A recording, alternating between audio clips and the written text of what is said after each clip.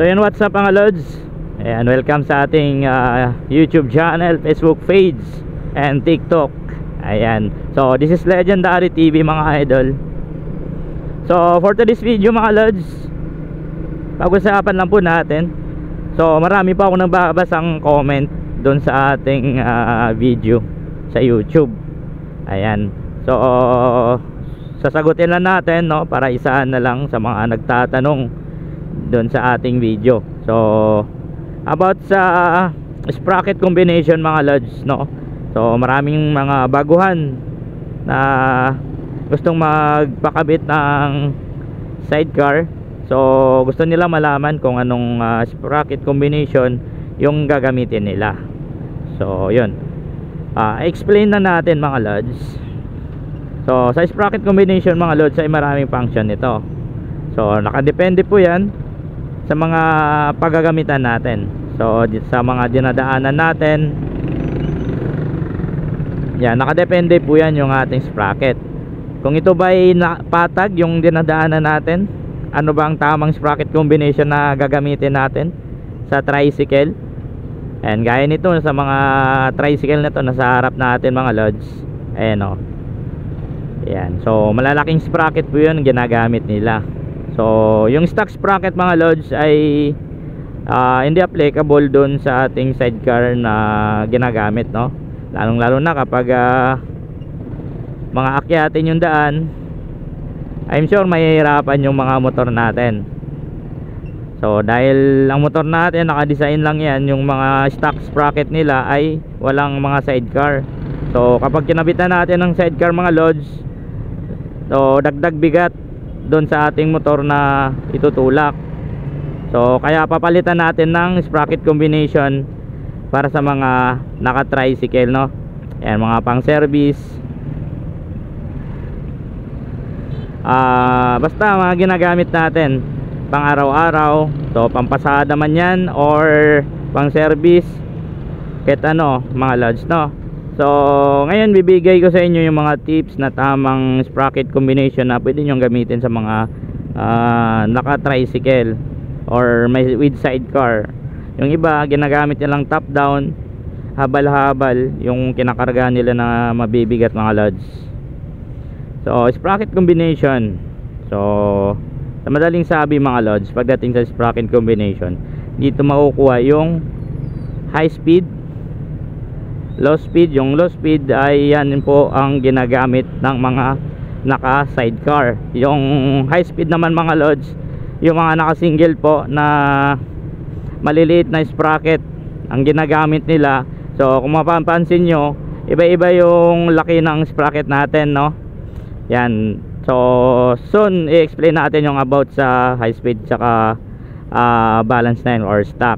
So ngayon focus tayo dito sa low speed, sa mga with sidecar.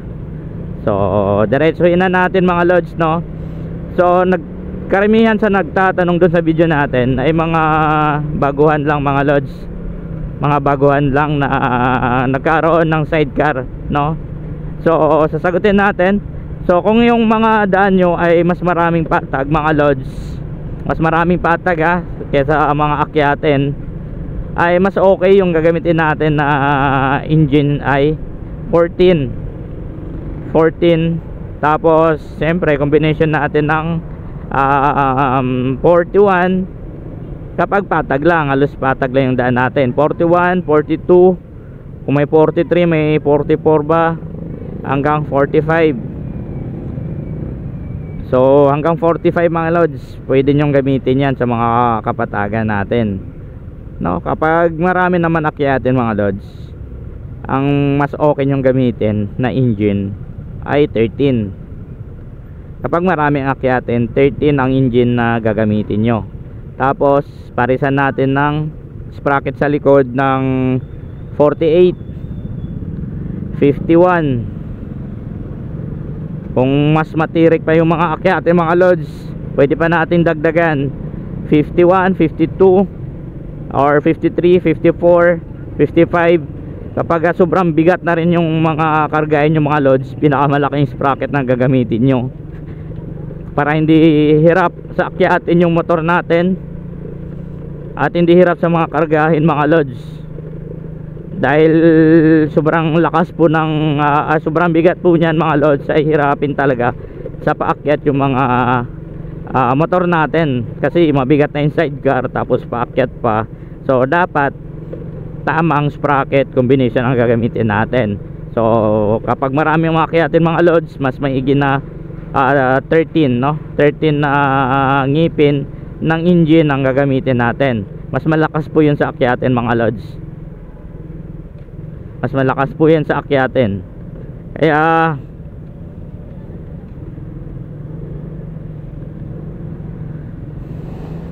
kapag mali lang yung ating sprocket na ikinabit mga lods, magagastusan lang tayo no, madodoble yung gastos natin. Bukod sa doble yung gastos mga lods, perwisyo din yung pagtulak sa mga akyatin no, nakakaabala sa biyahe natin. So imbis na tuloy-tuloy yung biyahe natin, nagtutulak pa tayo ng tricycle natin paakyat dahil hirap na hirap yung motor natin.